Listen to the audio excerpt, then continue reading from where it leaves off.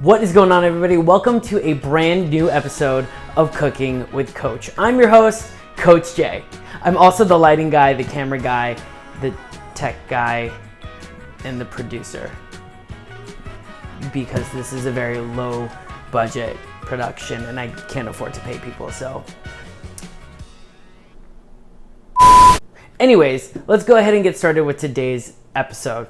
Today's episode is themed behind low carb diets. And as somebody who's been on low carb diets for quite some time, on and off, depending on what my fitness goals are, if I'm prepping for a competition or anything like that, low carb diets are crucial when it comes to specific dieting. Unfortunately, low carb diets, if you are trying to buy foods that resemble carb foods like pancake mixes or baking mixes and stuff, or flour substitutes, it can get a little pricey. This episode was inspired by making something that was more cost effective, that would last you a long time, and that you can make at home for yourself and use it for a multitude of things. And it is very carb conscious, especially for individuals who have diabetes or are watching their glycemic index, or they're pre-diabetic, or they're prepping for a competition like I have before, or just overall just want to manage their carbs but still enjoy some of the foods that we all know and love, like pancakes, waffles, cookies, etc. So you're going to be able to use this recipe throughout the entire range of cooking and baking in your kitchen. All right, let's go ahead and get started building our homemade baking mix. So here are the things that you're gonna be needing today. You're gonna need a blender on hand. You're gonna need some xanthan gum, some monk fruit sweetener, some almond meal, some baking powder. And for me, I like to add a little bit of cinnamon, but we're gonna go ahead and just break down each ingredient and why we're gonna need them and what they're gonna do for us. So you want to go ahead and just take the blender top. You don't even need to grab a bowl. Like, this is how easy this recipe is. You just take your little blender carafe, open it up, and just start dumping everything in here. And then we're just gonna pulse it in the blender, and then we're gonna put it in an airtight container when we're done. And there you go, you have your baking mix. It's so simple. You will not be making a mess aside from like a couple spoons and cups here. Let's go ahead and talk about everything that we're gonna be doing. So I have here some almond flour. Even though it says that it's super fine, I'm still gonna be running it through the blender. I'm gonna take 3 cups of my almond flour. I'm gonna go ahead and grab my measuring cup. I like almond flour because it has a nice nutty texture. It's also higher in fat, so when you are baking, you won't need to use as much fat in whatever you're making, whether that's coconut oil or butter. So I'm gonna go ahead and measure out 3 cups right into my blender, just like I said.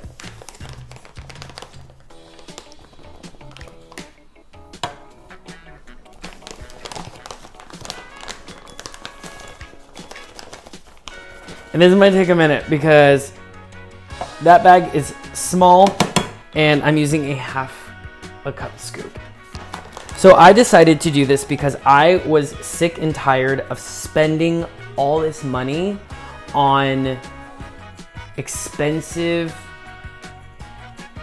small amounts of low carb mixes.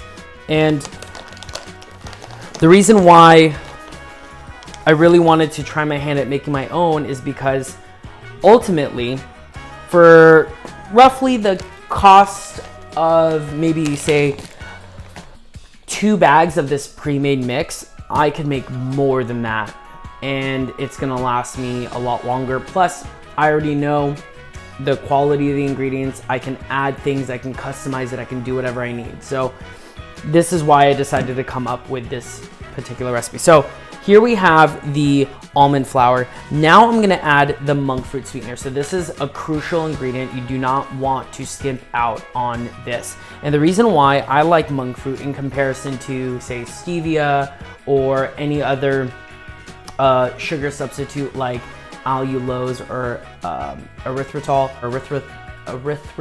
see, this is an issue. I can't even pronounce it. And I'm supposed to have a degree in nutrition. Anyway, any of those other substitutes, I prefer monk fruit sweetener. It's just worked really well with my digestive system. It's never upset my stomach. It also has a very low glycemic index. So this is going to be great if you have somebody who in the family is either pre-diabetic or diabetic, or is watching their sugar intake. Or if you just want to add something sweet, but you really don't want to have those extra calories, because monk fruit is derived from the actual monk fruit. So that's the great part. This isn't like overly processed.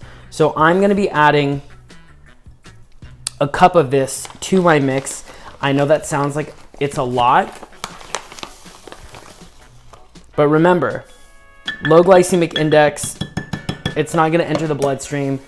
It's just going to give that little extra pizzazz. Plus, we're not going to need to add additional sweeteners to this later on when we use it. So if you want to just make a batch for strict cooking, we're talking like just for like pizzas or like more savory muffins, you can cut out the sugar part, or you can just add less if you don't want to make it that sweet. But this is specifically just for baking. So I'm going to be using this for a lot of pastries and stuff. Next, I'm going to go ahead and I'm going to be adding in my baking powder. So this is my leavening agent. So like those other mixes, I'm going to be using my own leavening, right? Because for the most part, if you buy already pre-made, just add water, pancake mixes, waffle mixes, baking mixes, they usually already have either an egg substitute in there or a leavening agent. So we are going to add in our leavening agent, and that is our baking powder. So from here, we're gonna go ahead and then I'm gonna take my xanthan gum. I almost ran for the cinnamon because I got a little excited. Xanthan gum, let's talk about it. If you've never used it, it's honestly one of the most amazing types of plant-based products that you can get to add to any sort of grain-free or gluten-free food item, baking, or anything like that. So xanthan gum is basically an emulsifier. What it does is it adds more thickness or consistency to the product. Obviously, this is a powder, so it's only gonna do that when we add liquid. So I'm only taking just the smallest amount for this entire batch. You really don't need that much. So this is a half a tablespoon that's going right into this mix. And then from there, again, like I said, this is for me sweet, so I'm adding cinnamon because I think just cinnamon adds this little extra bit of flavor that you recognize it in certain baking mixes, but it's very, very barely there.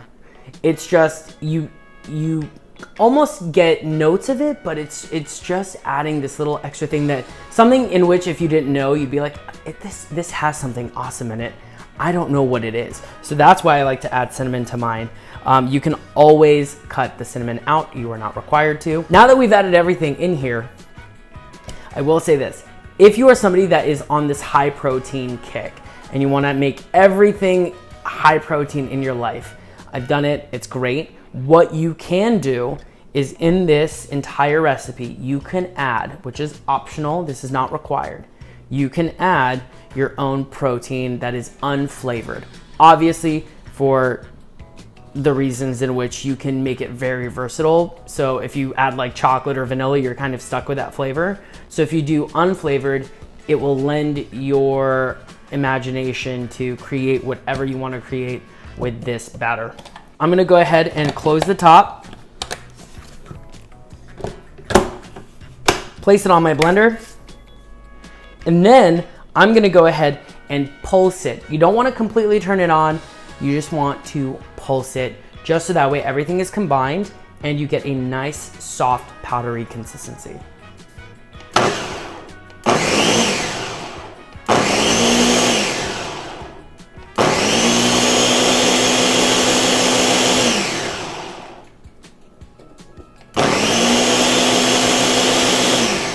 Now what's gonna happen is sometimes it's going to stick to the sides, so you can either just tap it like so, or grab a spoon, swoosh it around, put it back, and then do that thing again.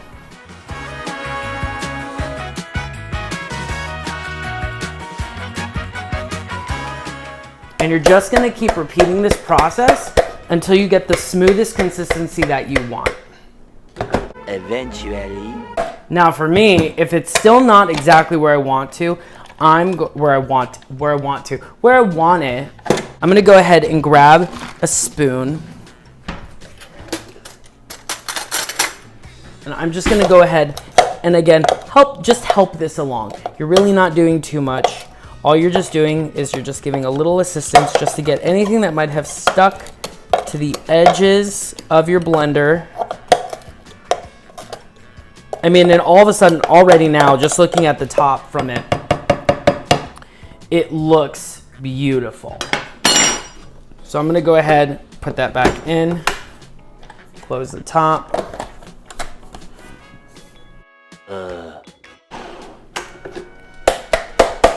Alrighty, so now when your powder is at the consistency that we want, you're gonna go ahead and we're gonna place this in an airtight container. And the reason why it's gonna be airtight is because it's gonna last a lot longer.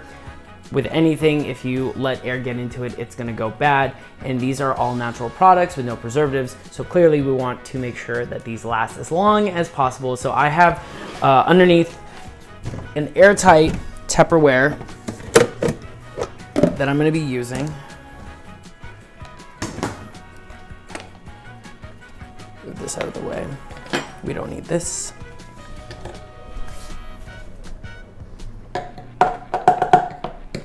And just very carefully remove the blade.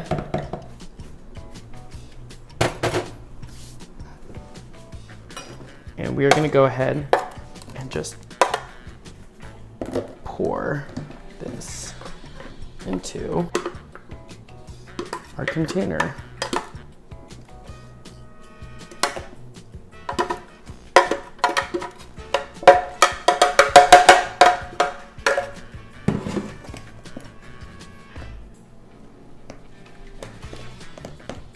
Now, if it is a little clumpy or not as smooth as you anticipated, just take your spoon and break it up. This is normal. If you were to buy any sort of regular mix as well, sometimes it's going to be a little clumpy. Obviously, when you start to bake with it, it'll just smooth out. And if you'd like, you can even give it a little taste just to see if it's exactly where we want it. Oh yeah. That literally tastes like pancake mix. This is like magical. And the beauty of this is you're not going to need to add any additional sweeteners. It's already sweet enough.